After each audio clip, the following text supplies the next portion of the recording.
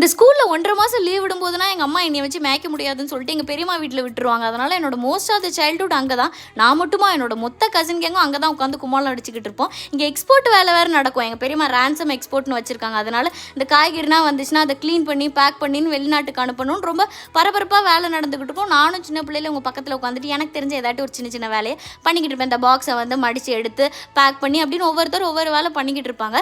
இப்போ தான் எனக்கு தெரியுது இந்த நாகர்கோயில் கன்னியாகுமரி சைட்லனா ஏன் 7 நாள் மீன் சாப்பிட்றாங்கன்னு. அவ்வளோ ஃப்ரெஷ்ஷாக இருந்தால் அப்புறம் சாப்பிடாம அந்த ஃப்ரெஷ் மீனுக்கான டேஸ்ட்டு அப்படியே தனியாக தெரிஞ்சுது. எங்கள் பெரியம்மா கடலில் இருக்க பாதி மீனை எடுத்துகிட்டு வந்துட்டாங்க போல இருக்குது. அவ்வளோ ஐட்டம் அடுக்கி வச்சுருந்தாங்க. நானும் பாரபட்சமே பார்க்காம எல்லா ஐட்டத்துலேருந்தே 5 பீஸை மட்டுமே எடுத்து பிளேட்டில் வச்சுட்டு நல்லா வயிறார உட்காந்து சாப்பிட்டுட்டு இருந்தேன். இந்த வாட்டி தான் மொதல் வாட்டி நான் அந்த ஃபிஷ் கட்லெட்னா சாப்பிட்டேன். நான் சாப்பிட்டதெல்லாம் சிக்கன் கட்லெட் தான். பட் அந்த ஃபிஷ் கட்லெட் அடிப்பொல்லி டேஸ்ட்டு சூப்பராக இருந்துச்சு. பட் எல்லாத்தையும் சாப்பிட்டதுக்கான ஒரு நல்ல உதாரணம் ஒரு நல்ல தூக்கத்தை போட்டுறது தான். நான் நல்லா உண்ட மயக்கத்தில் ஒரு தூக்கத்தை போட்டு எந்திரிச்சிட்டேன்.